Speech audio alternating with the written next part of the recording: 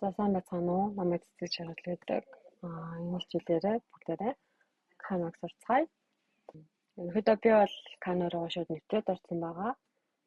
Хэрвээ гайхах тохиолдолд логаут хийгээд хадгалагдсан бүртгэлээрээ шууд үргэлжлүүлээд ингээд энэ товчон дээр дараад орж болно. Эсвэл өөр хэрэглэгчээр нэвтрэх бол энэ доотлын баттон товчлуурыг дараад continue with another account гэдгийг сонгоод тэгэнгүүт яг үхээр Google-ээр, Facebook-ээр, эсвэл имэйлээр, эсвэл илүү олон өөр газар их бүртгэлтэй байгаа бол тэр бүртгэлээ шууд ашиглаад одоо бүртгүүлж болно гэсэн. Тэгэл дараа л орчингууд та нарын Microsoft юм уу, Facebook юм уу, Google-ийн хаягийг чинь нэгэл та орох уу гэд гараад ирчихнэ. За энэ болгоныг нэг тайлбарлаад авах шаардлага байх гэж бодож байна. Энэ бол одоо өөрийнхөө хаягаар орё. За мэдээж өөрийнхөө хаягаар орох юм бол Google хаяг руу ч орох чинь шүү гэд сануулга гарч ирж байна. За тэгээд би Google-ээс орно гэд сонголтоо хийгээд авчиж байна.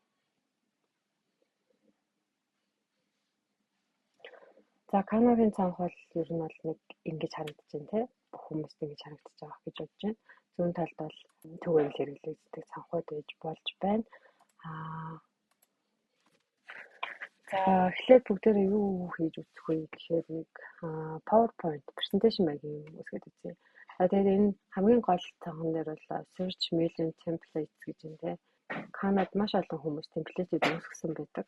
Тэгэхээр тэр темплейтийг ашиглаад шууд ашиглаж авчиж болно. Яагаад гэвэл үнэгүй хувилбарууд маш их олон байдаг учраас ер нь үнгүүг нь аваад явчихад хүмүүст илүү амар байдаг. За тухайлбал education буюу боловсролын чиглэлээр presentation тавих бэлтгэж байгаа гэж үзэл тээ. Presentation хаад үзье.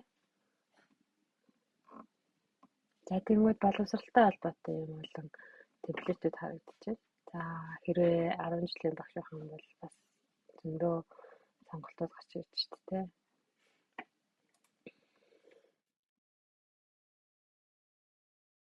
Хайсан темплейтүүд дотроо бас англиар хийж болж байна.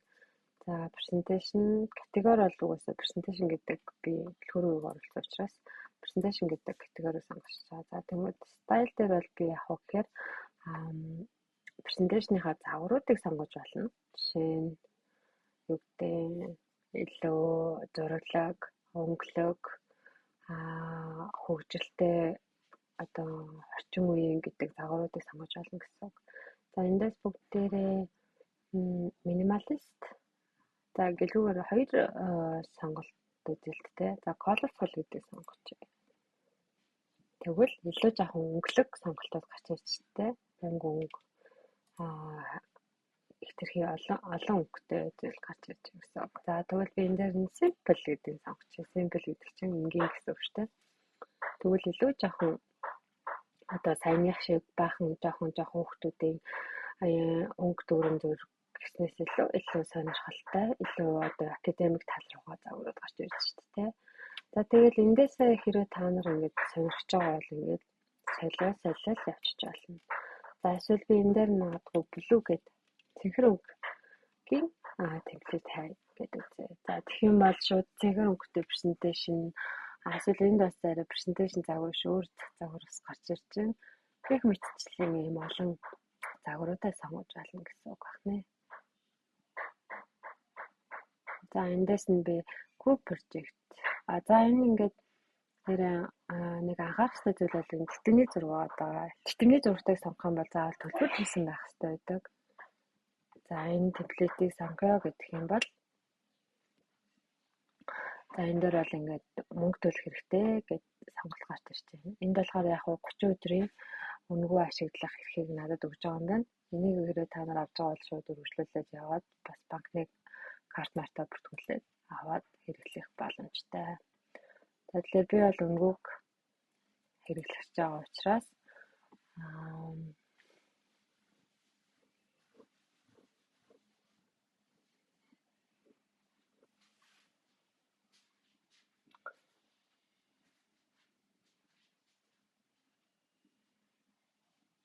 ингээд энэ сонголтыг хараад үзье. За энийг group project-ийг customize гэдэг нь болохоор ерөнхийдөө өөрчлөх гэсэн. Бас энэ загвартай чинь төстэй загваруудыг бас дахиад санал болгочихтэй. Тэгэл тэнгууд тэмдэг биш зургатайгаас нь сонгоод явчих бас болох нэ. Эндээс шинэ сонгоё гэвэл гараад ирчих болно гэсэн.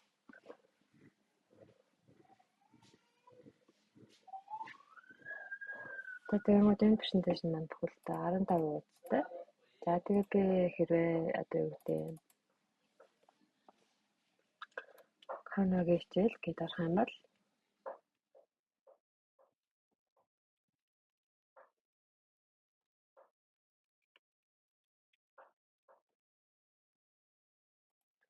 гэж сонгочих болох нэ. За тэгэнгүүт яах вэ гэхээр бичигдэх үед яах вэ гэхээр энэ нэг юм ягаа үрээ гарч ирж байгаа. За энэ дээрээ бүгдээрээ юу гэдэг сая болохоор юм хүрээндээ багтахгүй байгаа учраас текст нь доош орчих шүү дээ. Тэгэхээр энэ хүрээг бас ингээд томруулчих болно.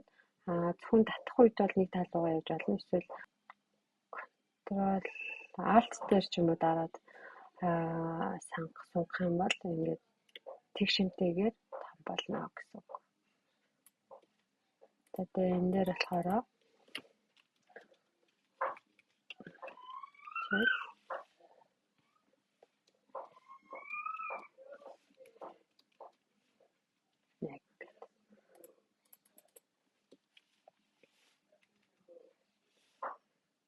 өнөөдрийн цаг яг би нэрээ бичлүүгээр зүгээр цаг өдрийг сонгож болно тийм. Сайн харна гэж. За тэгээд ерөнхийдөө энэ Canva дээр ашиглаж байгаа бүх энэ элементүүд бол нөгөө эдитлэх боломжтой гэсэн өмнө үйлдвэрийг ашиглаж байгаа учраас магадгүй би энэ хоёрын өнгийг солих юм бол shift дээр дараад цэвэр өнгөө энэ дээр дарангууд ингээд сонгох боломжтой өнгөд гараад ирж болно. Тэгэхээр цэвэр өнгө чинь таалагдахгүй бол бүгдийг нь бас өөрөө ягаан өнгөтэй болгоно гэдэг ч юм уу те. Саяны сонгосон ягаан өнгөө сонгоод гараад ирж болно.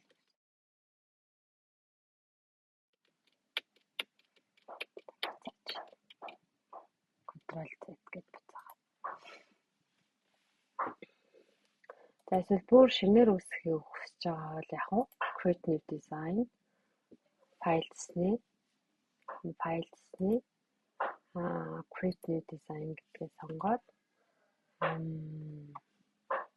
эндээс болохоор яг ихээр Presentation бол Presentation-ыг сонгоно гэсэн. За Presentation-ыг сонгох юм бол энэ нөгөө нэг урт өргөний тохиргоонуудаас гарч ирж штэ.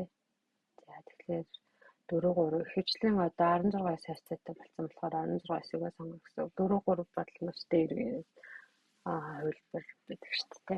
Гэтэ яг нөгөө загвараасаа шалтгаалаад яаж ч болно. За эндээс бол одоо жишээ нь layout-ууд сонголт, template-үүд шууд сонгоод будчих болно гэсэн үг байна тий. Apply all 15 хуудас руу явуулах гэж бас болж байна. Эсвэл зүгээр нэгийг нь л гаргаж ирж болно гэсэн. Тэгээ дараа нь дахиад шинэ хуудас нэмснийхээ дараа хуудасаа сонгоод дизайнаа сонгоод тэгээд энэ хуудсыг өгнө гэж темплейтээсээ аль нэг хуудасаар нь сонгочих болно гэсэн. Тэгэнгүүт яг үхээр миний темплейт одоо загвар маань бол ингээд сонгосон л хуудаснууд нь гарч ирэх боломжтой болно.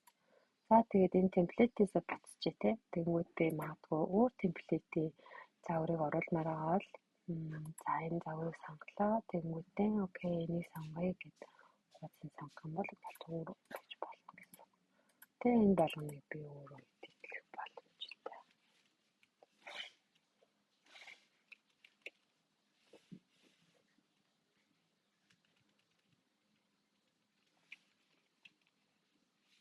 Темплейтүүдийг сонгох үед нэг асуудал гардаг нь юу гэхээр Монгол фонтыг одоо дэмждэг фонтуудаас амар ховор байдаг. Тэгээд каллиграфи одоо юу гэдэг фонтоо ингээд сонгох юм бол зүүн талд бас фонтын сонголтууд гарч ирж штэ.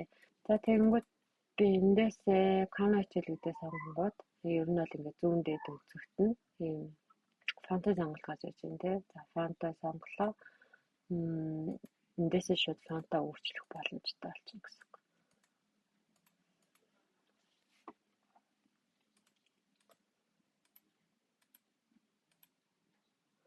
Тэгээд ингэж уншуулах үед чинь яг дэмждэг юмуд харагдж байгаа шүү дээ. Гэхдээ Монгол үсгийн хувьд бол үү хоёр л асуудалтай байдаг л та. Тэгэл үүг сонгочингууд ер нь дэмжихгүй байгаа дэмжиж байгаа юм харагдана дөө. За ингэнгүүт ингээд өөрөөр харагдаж байна. Ерөнхийдөө бол Монгол фонтыг бол робото бол байдаг, Монсеррат гэх мэт тийм түгээмэл фонтууд бол Монгол фонтуудыг дэмжиж байгаа. За текстүүдтэй ингээд ажиллах нь тэгээд ер нь үргэлжлүүлээл яг PowerPoint дээр эдитлдэг шиг амархан эдитлэл ажиллаад явчих нь дөө. Тэгээд дараагийн хичээл дээр дахин уулзъя.